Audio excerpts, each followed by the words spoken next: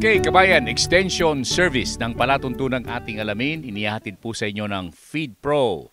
At narito po kami sa Barangay Pag-asa, Pag-asa po at sa bayan po ng Orani, Bataan. Kasama natin si Ginoong Henry Maravilla.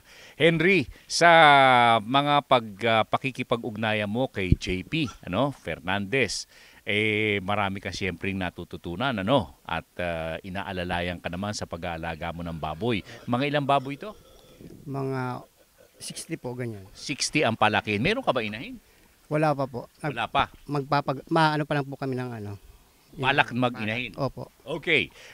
JP, sa lugar na ito, sabi mo, medyo marami na rin kayong mga parokyano na iniikit-ikit sa Barangay Pag-asa, paano natin tuturuan ang mga kagaya nila, Henry, na sa tamang paraan ng PIGS at siyempre, ano ang ikinikintal mo sa kanilang isipan para siyempre ma-appreciate nila yung galing ng Feed Pro? Well, Jerry, nagpo-provide tayo ng mga technical services kagaya ng mga seminars. So, binibigyan namin sila ng time para ma-update yung mga kaalaman nila, para makita din nila po kung paano maggawa ng PIGS at kung ano yung natural pig farming dito sa Orani, Bataan. At tanggap na tanggap pa aside from Henry yung mga paraan na yan sapagkat siyempre nahirati sila sa ang sahig simentado pagkatapos kung sa bagay balot din kayo ng mga sako ng Feed Pro pero yun ang ginagawa nila para sabi nila hindi magkasakit, hindi magsipon, mag-ubo ang mga baboy. Tanggap ba nila yung bagong sistemang yan? Napaka-interesante po ng sistemang to, kumbaga lahat po ng klase ng tao na gusto magbaboy, talagang interesado po silang tanggapin siya. And what about Feed Pro?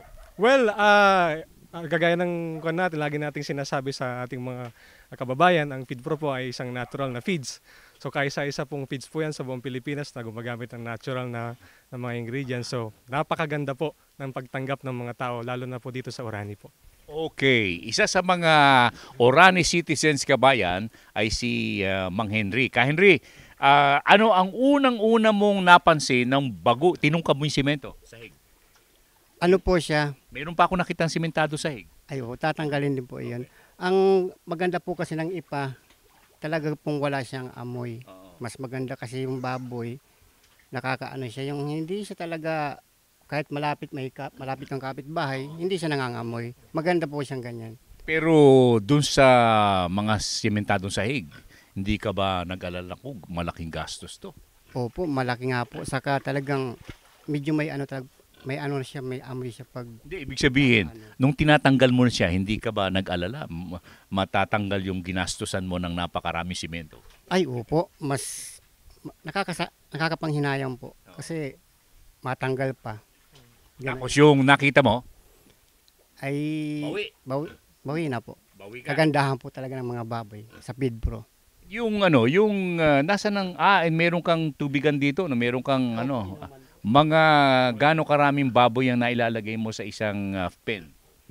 10 po. 10 silang lahat. Pero yan ba, napansin ko merong medyo maliit yung isa na yon. Ano yon? Bansot? Sabi daw po, minsan may nagsabi din parang reject daw siya na inaisama sa kaya hindi siya lumaking ganyan. Pero sa pagka bumibili ka ng baboy, ano ang binibigay sa iyo? Yun ang talagang sawalay na maayos ng pagkakaalaga. Opo, ganun po.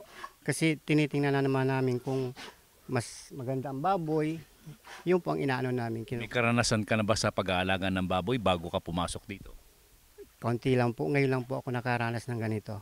Ngayon mo lang naranasan na yung palang ipa sa PIGS ay okay? Maganda po. Hindi ka naman nahihirapan dito sa Barangay Pag-asa sa ipa? Hindi po. Marami po kami nakukuhaan. Ano ito? Kinukuha mo o binibili mo? Binibili po. Opo. Mga magkano ang isang sako rito? 10 po. 10? Ang bili ko, JP, 15 pesos. Palagay ko dito na lang kukuha, Magmula sa Batangas, dito ko bibili, Okay. At mga ilang, butas itong inaalaga mo?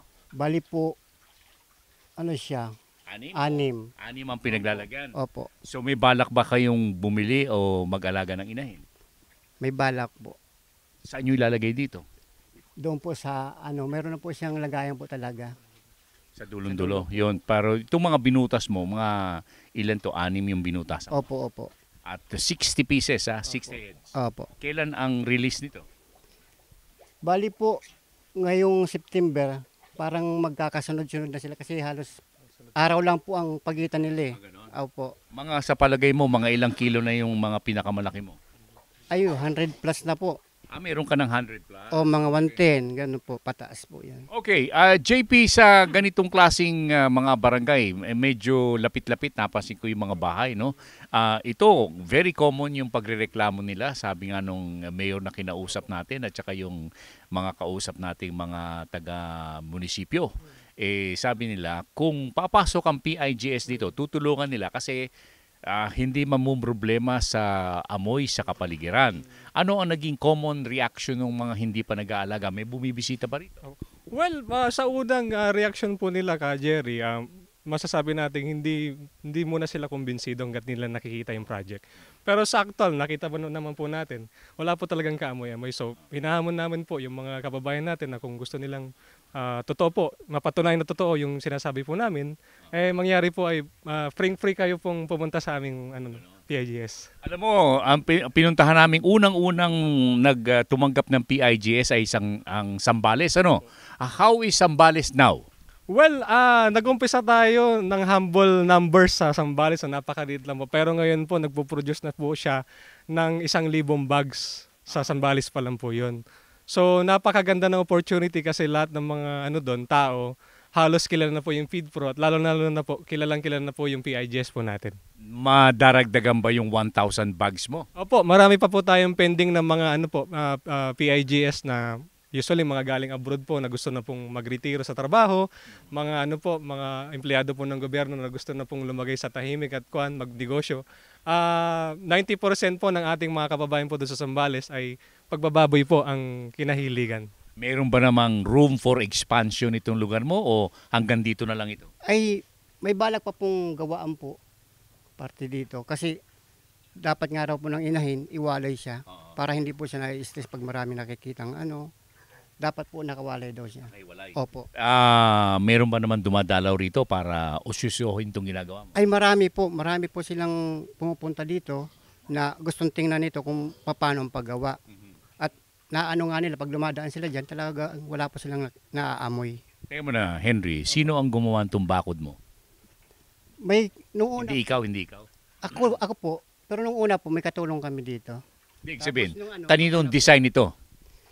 Sa'yo na. Opo. Ganun po. I-design muna itong kanyang bakod, ha? Pero meron kayong sample na pinakikita sa kanila. Well, Kajer, meron tayong mga sample din. Ang mga materials natin makikita din sa mga YouTube natin, meron din po doon. So karamihan ng mga customers po natin, pag hindi natin sila nabibigyan ng updated na PIGS design, sila na mismo magugulat ka na lang po iimbitahan ka na, sir, punta mo naman yung bagong PIGS ko, gawa na po. Okay, kabayan ko, JP Fernandez. Naligaw po dito sa sakop mo ito. Opo, Zambales po at saka Bataan po. Zambales, Bataan. Okay. Would you compare Bataan sa Zambales? Kung ang pag-uusapan natin, pag-aalaga ng baboy sa PIGS, hindi pwede, no? Well, malayo pa siguro ka, Jerry, pero ang maganda pong balita, napaka-init po ang pagtanggap ng mga tao po dito sa Orani sa sistema po natin na PIGS at saka po sa Feed Pro po. Okay, at Henry, okay ka na rin? Masaya ka na? Masaya po. Okay, pero sabi mo, naiinitan ka sa bota. Opo. At mainit po ang panahon. Okay, kabayan ko, narito po kami sa Barangay Pag-asa.